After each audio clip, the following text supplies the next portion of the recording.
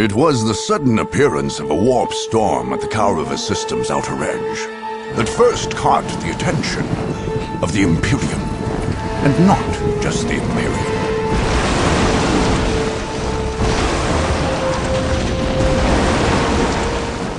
After hundreds of years under the neglectful watch of the Imperial Guard, nearly every force in the galaxy would descend upon the planet of Kaurava, bent only on domination and victory.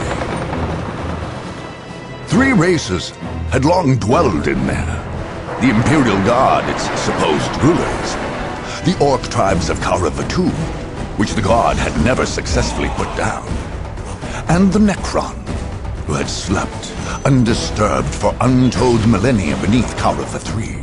Where the Chaos Marines came from, or how, none can say. Did the Warp Storm bring them, or did they bring the Warp Storm? Both appeared suddenly on Kaurava IV, and in an eye blink, half the system's Imperial forces were gone, killed or claimed by the madness of chaos. In quick succession, the others flocked to Kaurava. The Space Marines, the Imperium's super soldiers, descended on Kaurava II, planning to finally cleanse the system, both of the troublesome Orcs and the Chaos Marines, the sworn mortal enemies.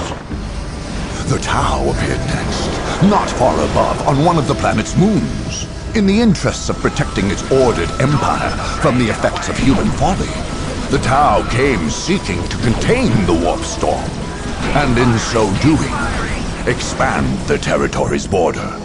On their moon, they built a mighty fortress, and there forged a space cannon capable of interplanetary devastation. Among the wastes of Kaurava III, the Necrons, perhaps awakened by the disruptive forces of the Warp Storm, slowly massed their lethal legions. In quick response, webway gates, long unused, flickered to life, and Eldar poured forth, ready to battle their dark, death-dealing adversaries. Meanwhile, in the shadow of an ancient portal gate, the Dark Eldar slipped stealthily out of the murky depths of the webway.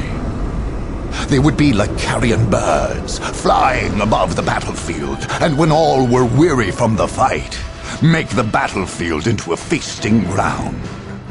Last to arrive, and perhaps most to be feared, were the Sisters of Battle, holy maidens and bearers of the God Emperor's faith. They had come to cleanse the system of corruption and filth. Their faith left them fanatical, unafraid of death and zealous in their cause. Nothing here was clean. All must be purged. Now, war rages anew, and only the victorious may write their history. Only the victorious will claim the planets of Kaurava.